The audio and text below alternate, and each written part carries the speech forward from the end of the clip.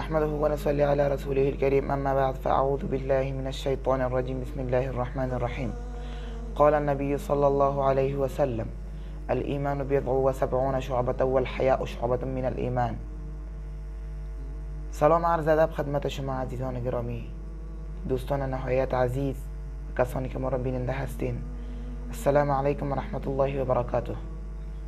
عزیزان نهایت گرامی و دوستان و مسلمانان متدین با اخلاص، امروز در مورد موضوع خیلی مهم صحبت میکنیم که در مورد از این موضوع در حدود 3 دقیقه و یا 2 دقیقه صحبت میکنم، بیشتر نه، خیلی کم. ولی اگر ما بخوایم در مورد از این موضوع صحبت بکنیم بیشتر، حتی تمام 1 سال هم در مورد از این صحبت بکنیم، بازم خیلی کم هست.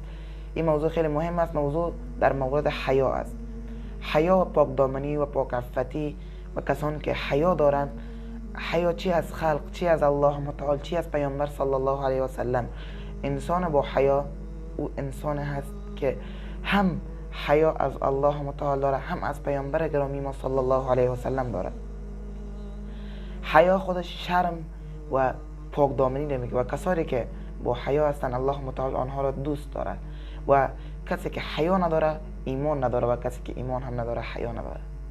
این دو چیز خیلی مهم است. پیامبر صلی الله علیه و سلم میفرمایند کسی که با حیا است با ایمان است و کسی که با ایمان است با حیا است و کسی که بی ایمان است بی حیا است و کسی که بی حیا است بی ایمان است، یعنی ایمان نداره.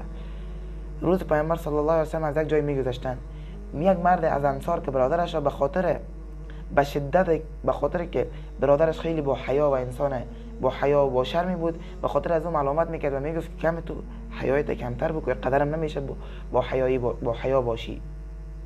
پیامبر صلی الله علیه و سخنان از او را شنید.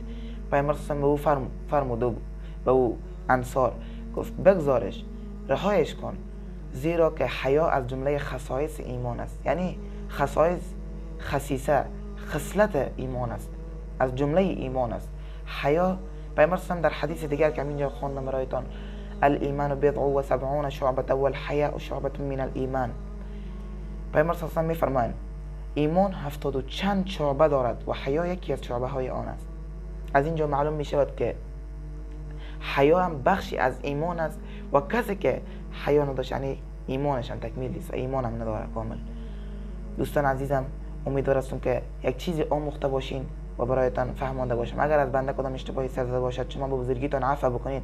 اگر تا هنوز به کانال ما عضو نشدید عضو شوید و کانال ما را سابسکرایب بکنید و ویدیو را لایک بکنید. السلام علیکم و رحمت الله و برکاته.